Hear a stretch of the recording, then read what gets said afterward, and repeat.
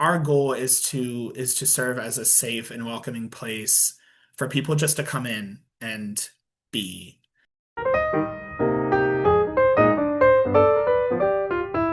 Welcome back to Listen to the Helpers, a podcast created by the Fred Rogers Institute to elevate the voices of helpers everywhere. Fred Rogers once said, "When I was a boy and I would see scary things in the news, my mother would say to me, 'Look for the helpers. You will always find people who are helping.'" Today, we're joined by Michael Tusay, Executive Director of Latrobe Art Center. At the end of this episode, stay tuned as Kenzie and I reflect on our discussion with Michael in the context of Fred Rogers' legacy and our own work at the Fred Rogers Institute. Michael, thank you so much for joining us. We're so happy to have you on this episode of Listen to the Helpers. Can you start off by telling us a little bit about yourself, who you are, where you are, and what you do? Yeah, of course. So first of all, thank you so much for having me here. I really think this is a really cool and fun opportunity to have a podcast like around this topic and just inspire people hopefully to also lend a helping hand around their community. But yeah, anyway, my name is Michael Tusay. I am the current executive director of Latrobe Art Center. I'm located right in downtown Latrobe, PA. It's a membership art gallery and a community art center, pretty much. But I was born and raised in Irwin, PA, and I still live there now. My wife, who I met in high school, we ended up buying a house here in Irwin, and we're actually expecting our first child here coming up. So we're excited about that. But Congratulations. yeah. I didn't know Congrats. Sorry, I sprung that on you that's guys. so exciting, That is Michael. so exciting. Oh my gosh, that's so fun. When So is she due? she's due April 24th. So by the time this is out to the world, we may have a little boy with Oh, us already. oh, So that's so exciting. Oh, congratulations. thank you. Congrats. Thank you. But yeah, just a little random other bits about myself. I've always had a passion for the arts and for history, and how those two uh, fields intersect as well. So I went to school for archaeology and history actually in my undergrad. And then I ended up pursuing a master's degree in history and public history at Duquesne. Um, and I've sort of been in that field or, sort of in that realm, working in that realm ever since. But yeah. That's so interesting. So you said that you've always been interested in like the arts and history and how they intersect, but how did you decide to make that jump from, studying history to now working at an arts center? Yes. So, um, basically, during the course of my studies, I knew I had always wanted to end up working, either in a museum or a gallery of some kind. And for a long time, I was actually pursuing art conservation. And for anyone out there who knows anything about that, the path to achieve like a career in that is extremely tedious. And it got to a point that I needed to sort of readjust my goals and priorities a little bit as well, especially because it was, I wanted to get married and sort of settle down and not be traveling every 8 months for another internship and this and this and that. Um, but anyway, so I've always though had a goal of ending up in some kind of museum or gallery working with artwork or historical objects or artifacts or something like that. So prior to my job at the Art Center, I actually managed Bushy Run Battlefield and Museum for about 3.5 years or so. And then prior to that, I sort of had smaller jobs at different museums in Pittsburgh. But when the Art Center position became available, I thought it might be, I don't know, it's just something about it seemed like it could be a good fit for me. Um, and it kept me sort of working with art, in a different setting instead of, focusing on sort of like the story being told with the pieces. Obviously I had to sort of shift mindset to, being able to curate these pieces in a way that would sell the pieces. So that was a bit of an adjustment for me at first, but really everything else that I've been blessed to do in my role at the Art Center has been such a gift. Um, you know, because I also have other interests with like, you know, event planning and other things like that. And there's plenty of that going on in my role and lots of fundraising, which isn't always as fun. But sometimes the events that help raise the funds are really fun. But yeah, there's a lot more in the role that yeah, has just been really, really wonderful and a really, really great learning experience for me. No, that's amazing. And kind of a lead in to what you had just said, about, I feel like there's so much that goes on at the art center and what you do that people don't really expect that you do that. So can you talk about some of the community events and like the different initiatives you lead? And like, again, you just do so much that people don't really realize. Yeah, absolutely. And I will preface too, part of you know, the reason why people probably don't realize it is because it's not really we don't feel it necessary to be plastering our name over all over everything either, because at the end of the day it's really not about us.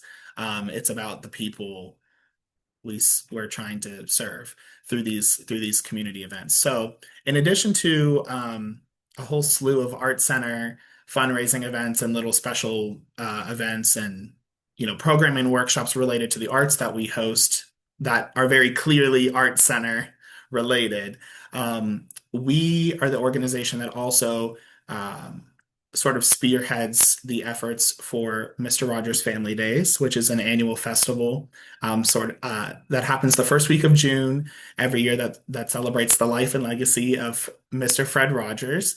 And then we also spearhead and coordinate a community-wide holiday festival called Holly Jolly Christmas in Latrobe as well. So yeah, both of those things. If you look in like the fine details and find yourself in the weeds on some of these events, you'll see you know the art center is the primary contact, and you know our name is subtly around, but really they're just free community-wide initiatives that we try to you know to host in collaboration of course with like 30 plus other organizations and businesses in Latrobe, which is really really awesome. That's really, really amazing. And I know that the Fred Rogers Institute is always really excited to be a part of the committee for Mr. Rogers Family Days. So I'm really glad that you brought that up. And we'll make sure to put in the caption and the comments when we upload this episode more information about Mr. Rogers Family Days for people who want to see the dates and see what activities are planned. And we'll link out to all of the wonderful things that you help pull together for that wonderful week. And I know for Mr. Rogers Family Days especially, it's really cool to see how people outside of even Western Pennsylvania come for that week for those events. And I know most of the events that you help spearhead are for the local community, but that one in particularly is really cool to see that people from all over who are so excited about Fred come specifically for those events. Absolutely. And funny enough, we actually just received not too long ago a message, like a Facebook message or something like that to the Mr. Rogers Family Days page from a family who lives in Texas who actually was trying to coordinate their family trip.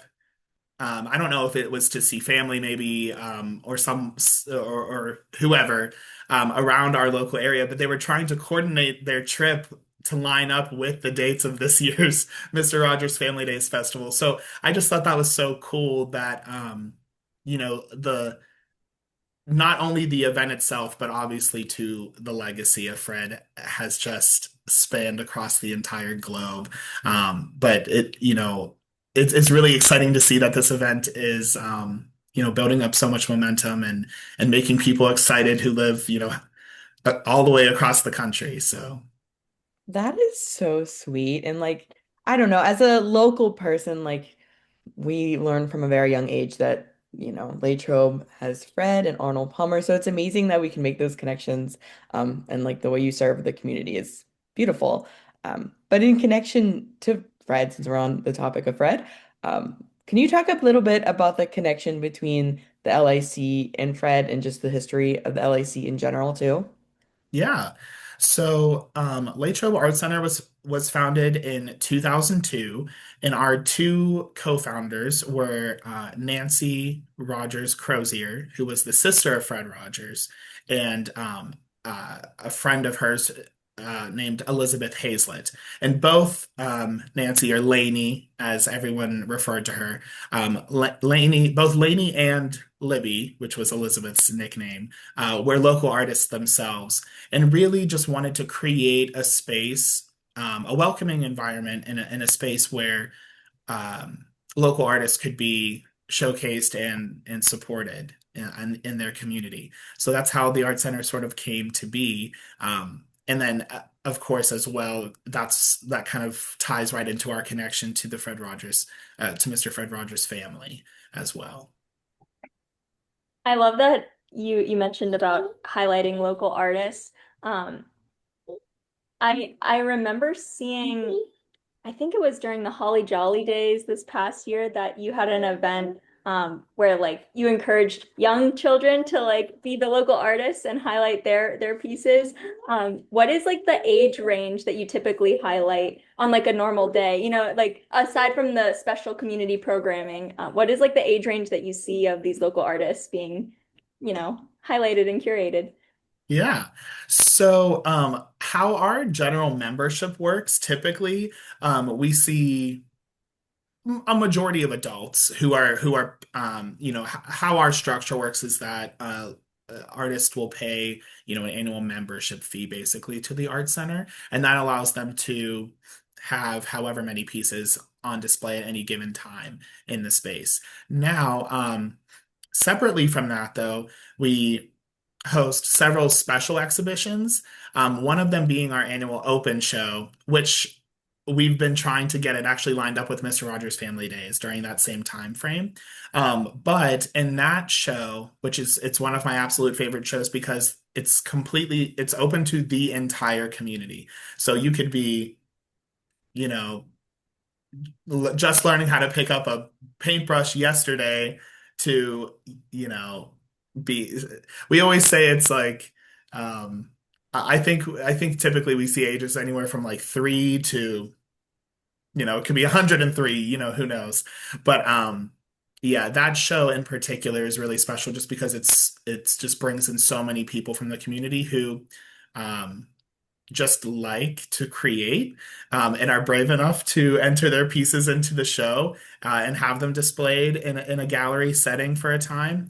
But yeah, that show in particular is really special because especially the children who participate, their work is always so fun and so creative. And we also, there's a handful of them as well who I've seen just in my I've been at the Art Center since the beginning of 2021, so about 5.5 years now. Um, but it's been really cool to see some of those kids continue to participate year after year and see how they grow as artists and little mini professionals and how they carry themselves at our opening reception for the show and everything like that. It's just been really, really cool to see them learn and grow. That is so cool. And I know like as a mom of a toddler, I know I personally am so excited to get my son involved in things like that, or whether it's him as an artist or him as like an appreciator of art. I'm really thankful to live so close to the art center that I can like use that as a resource as my son is growing up. So I'm really thankful for the programming that you do for children. And I think it's a really cool resource for the community and really neat to be able to highlight the local people in that way. Yeah, yeah, absolutely. Yeah. Speaking of that, and this is more of like personally I'm interested. It's on my bucket list to try it out. I know you guys also offer art classes too. Could you talk a little bit about those as well?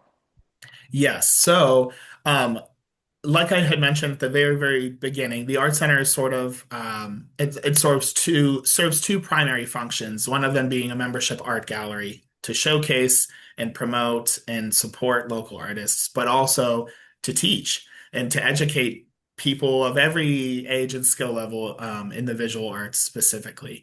Although we have been branching out a little bit from time to time with our classes, but. Yeah, so we offer classes primarily focused on the visual arts for all ages, a lot of like watercolor painting, oil painting, some drawing, um, etc. And then we do offer also many children's art classes, usually mixed media, so they get a feel for working with all sorts of different types of mediums and whatnot. So we host a children's art class once a month in partnership with Greater Latrobe Parks and Rec, um, as sort of a joint initiative on that. And then we host a bunch of summer camp programs for kids from basically age 4 through grade 8. Although this year we're also launching a brand new sort of a summer camp um, that is a mural camp. Um, and that'll be for like teens and tweens, so probably ages like 12, 13 through high school. So we're hopefully, it's been a struggle sometimes to get the high schoolers to come back to the art center after maybe they've come for an art project when they were like in elementary school or something. But so we're really trying to make a real um, like point to make and offer more for that age group.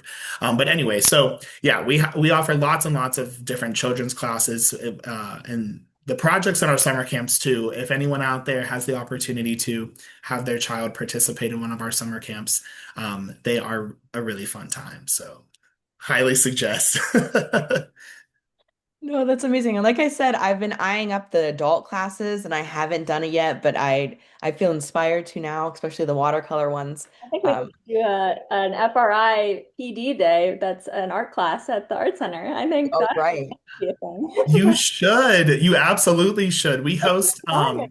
We host like specific organization groups all the time for who just want to come and do like a team building or just like a fun Definitely day get that on the of calendar. creating.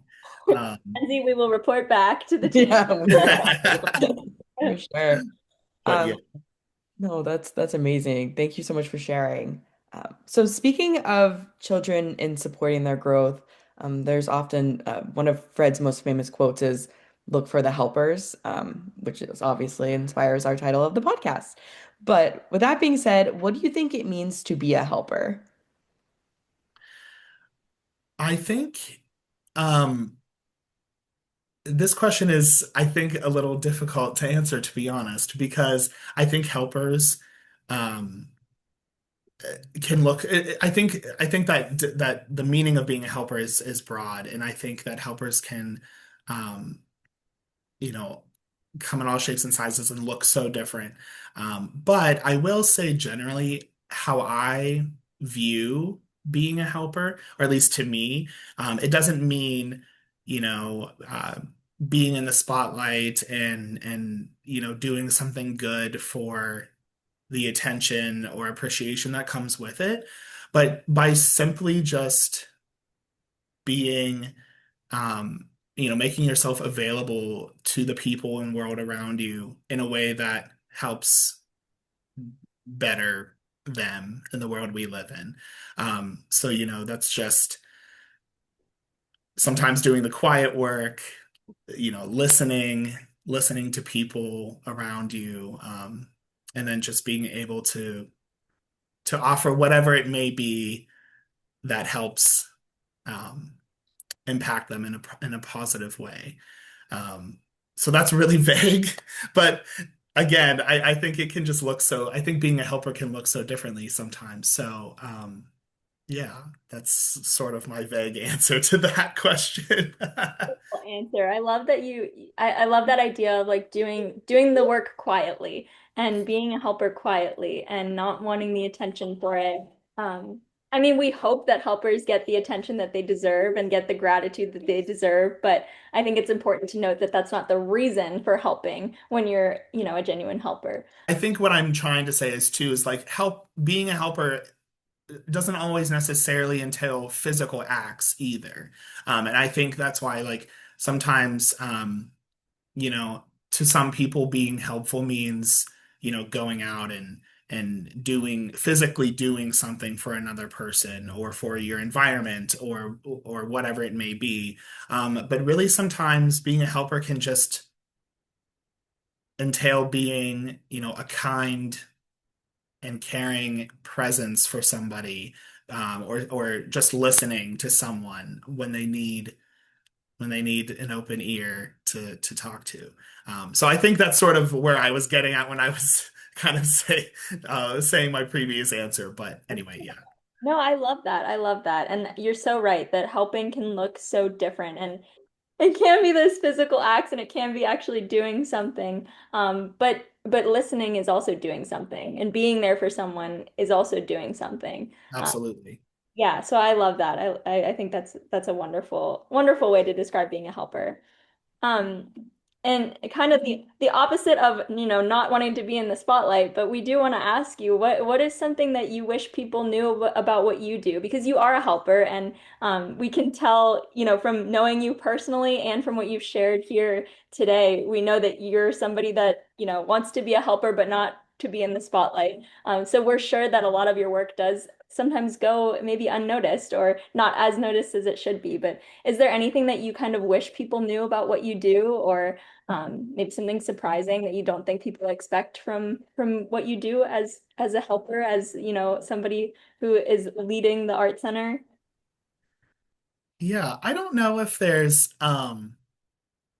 anything that I personally do that I like wish people knew about, only because like, you know, um in my role as the director at the Art Center, a lot of times my name is out there and at the forefront of certain things, especially related to Art Center specific programming, and whatnot. But I think the one thing I will say, is that I I wish people, how do I put this? I think this is more so related to the Art Center than it is to me personally, so I'm not sure if I'm answering your question correctly or not. But I think the one of the main initiatives of the Art Center is to create that welcoming, and safe environment for people, period. Um, yes, our main focus is doing that through bringing art and the arts to people in various formats, whether just visually or through a class or whatever it may be. But at the end of the day, the Art Center, our goal is to serve as a safe and welcoming place for people just to come in and be present, just be. So, I think with that in mind, and that's really the spirit too of why we do what we do when it comes to the community outreach programs, and like these free community-wide festivals that we are a part of. That's sort of like the quiet part of our mission a little bit, is to be able to offer these kind of opportunities to people, free of charge, that just help impact their lives in a positive way. So at the end of the day, I think sometimes people are maybe intimidated or like unsure about coming into the art center to visit sometimes. As the cafe being there for lunch and breakfast certainly helps bring people in who wouldn't necessarily be interested in coming inside the art center. But in that same spirit, though, the cafe serves hand in hand in this kind of mission where we want to just be able to bring people in and provide them with a comfortable space to, have conversations, to hang out, to relax, to escape from the world and all its craziness and madness, especially right now, in the world we live in. We just want the art center to kind of serve as that as a safe space, for people. So to answer your question more specifically, I wish people sort of knew that that's the environment they would find themselves in by coming to the art center, and not get so caught up in, well, I don't really care to look at art, or I'm not going there to take a class, so why would I go there kind of feeling, because there's so much more to be found and experienced just by stepping through the doors. That was a beautiful answer. I love that. I It love was, Right? and we Probably long-winded. I love it. it It was wasn't. perfect. No, and having gone there, of course, with like our like partnership with like I don't know, the scholars and different things that we do with the art center, like it is truly like something out of like Gilmore Girls. It's so cozy and warm and inviting, and everyone who works there is so warm and inviting. But I'm biased because you're here with us, Michael. But I do like it is. It really just is such a cozy place. And if you are local, or even if you aren't local, highly recommend stopping there. And anytime we have people that come to visit our exhibit at St. Vincent, we always say like you need to go to the art center too because it is You, part of the every experience. person, every person that comes in, they're like, "What else is there to see?" We're like, "We have the place for you." Right. We do. And people do tell us they stop. So, you know what? It really just is an amazing experience. So, no, Yeah. thank you And so you much. never know, for anyone out there, you never know who you may encounter. Just like 2 days ago, there was a couple who sort of were, I don't know if they were like following the Fred Rogers Trail, which is a whole other thing that people should be aware about if they're interested, or enthusiastic about Fred. But they had just come in from Pittsburgh, and they were from Lancaster area. But they were just visiting Pittsburgh and happened to just come into the art center, probably right after they had visited the Institute. So I don't know. Thank you if you sent them to us. But David Newell just happened to pop in for lunch when they were there, and they were like the only ones visiting at the time. So it was kind of like a really serendipitous moment for them to meet, Mr. McFeely, um, on their like little road trip to see all of these Fred related things. And then after the art center, they were just heading back home. So that was like a really fun, cool thing for them to experience, unplanned, completely unplanned. That I'm sure made their whole trip Oh too. yeah. Right. And Oh that's yeah. usually how you're supposed to meet David is just unexpected. Yep, you just It's, stumble Yeah. upon him. you just stumble upon him. He's everywhere. So that's absolutely amazing. No, thank you so much for sharing, Michael. Do you have any final thoughts for our listeners? I would just say, well, definitely, stay up to date on what we have going on at the Art Center specifically, of course, if anyone's out there is interested. But in terms of just, life and being a helper, I think sometimes we get so caught up, and I myself especially, I'm speaking for here. Sometimes when with the planning of all these events and programs and all sorts of other things, sometimes it's so easy to get caught up in the details of doing that you forget it's not even about that. It's about the people who are showing up. And I think that's such a good philosophy sort of to lean into, and a mindset to have through all things in life, especially if you are in a role, um, in your career or somewhere, wherever, where you are serving other people in some capacity, that it's not about all of the details and the what you're doing and all of that, but it's about the people and how they are impacted, at the end of the day. And that's really what matters. And that's why we do what we do. So I think just remembering that will help us all be better helpers. Oh, thank you so much. What a great, what great words to end on. Thank you so much for being here. This is a wonderful conversation as always with you. And we're so excited that you're going to be a dad, and we're so excited to see all of the other things that are coming up soon for you, for the Art Center. And thank you so much for being a guest on our podcast Of today. course. Thank you guys again for having me. This has been a real treat. So thank you so much.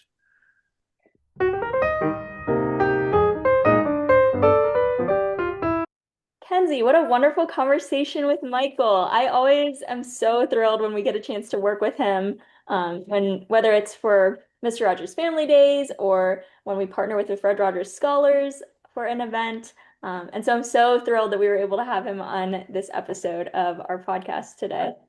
Yeah, he's just so amazing. And I feel like we've known him for the past couple of years, obviously, with our work at the Institute. But I didn't realize that he came from like a museum background and worked at a battlefield and like has a background in history. Like that, you learn something new every day. Yeah, I know. After all this time, and we didn't know that about him. And it was so interesting to hear how he made that jump from working in a strictly history setting to a strictly art setting and where he finds those overlaps. So that was really interesting to hear his journey for sure. I'm wondering, did any of the six fundamentals kind of come to your mind in our conversation with Michael? I think for me, I think look and listen carefully came up, especially when he talked about what it means to be a helper and being like a quiet presence and a caring presence and doing a lot of the quiet work. That one particularly came up to me because you do have to engage in, active listening and being able to hear another person out. And it's not always evident through their words, it's also evident through their body language. And while I think at the art center, they probably do get a lot of repeat individuals, especially because of the cafe, like Michael said, and people who take the art classes. There are people that just stop by if they're out visiting out of town, and you still have to make those connections with them and make them feel welcome. So, how about you, Sarah? No, I totally agree with the looking and listening carefully, especially like you said when he was talking about the idea of being a helper. I feel like thinking about his role at the art center in general, I feel like I have to say play because art is so obviously a form of play. And I love the fact that they do programming for really, really little kids. He talked about like even if you've just learned to pick up a paintbrush yesterday, all the way to as old as possible. And however old you are, whatever phase and stage of life you're in, their programming is for you. And I think that resonates with the idea that we often talk about at the Fred Rogers Institute, about how play is for everyone. Fred often talked about play being the work of childhood, but play is not only for childhood, play is for all ages, all phases and stages. Play can look so different, but I love that the idea of art being kind of a universal form of play for anyone. So I really like that. I really like also how he was being really intentional about serving teens and tweens because he Yeah. felt that they didn't reach that like age group enough.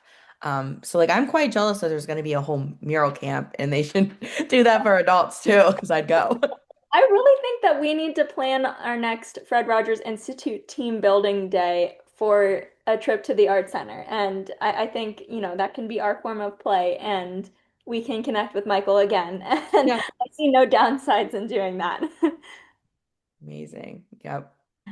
So we brought up a few times our partnership with Latrobe Art Center and our Fred Rogers Scholars Program. Kenzie, do you want to share a little bit more about that for our listeners who might not be familiar with the Fred Rogers Scholars Program in general, and then what we do with Latrobe Art Center specifically?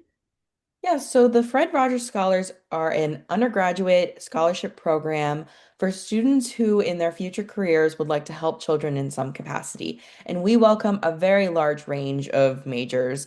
Of course, our usual, early childhood majors, but we also bring in like criminology, psychology, nursing. There's so many different types of majors that we have. And this is a program that's open to incoming freshmen and also upperclassmen.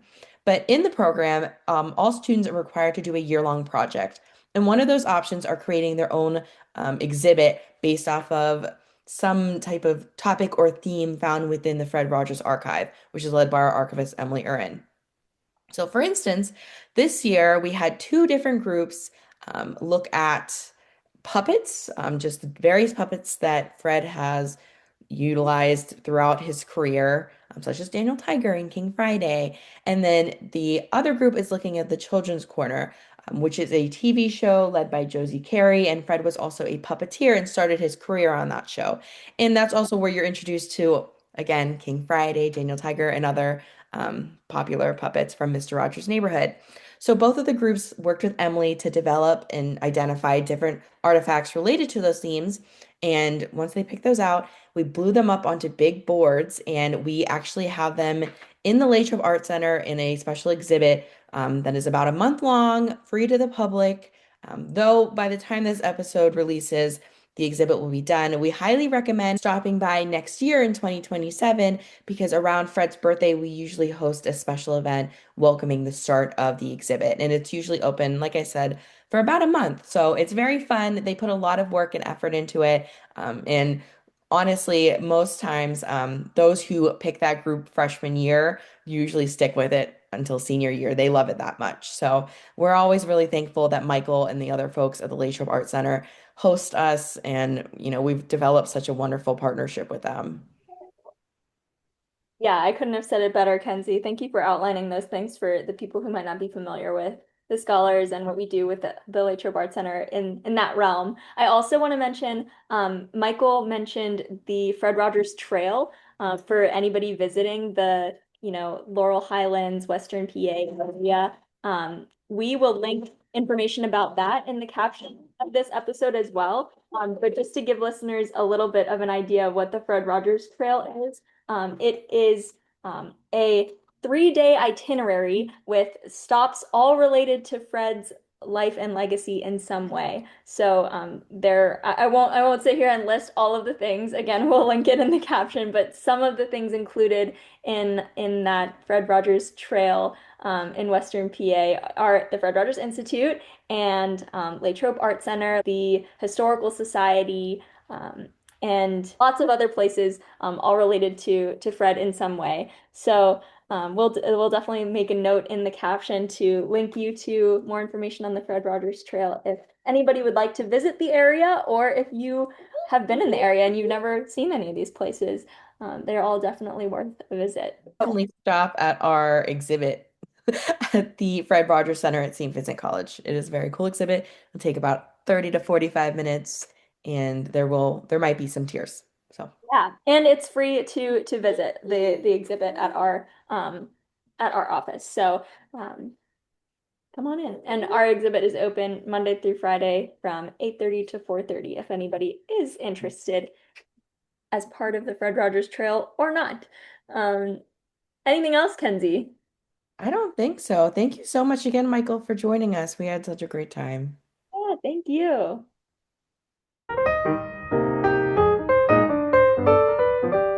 The Fred Rogers Institute advances the legacy of Fred Rogers by investing in the strengths of families and caring adults to support the healthy development of children. To learn more about the Fred Rogers Institute and our initiatives, visit fredrogersinstitute.org and follow the Fred Rogers Institute on Instagram, Facebook, and X.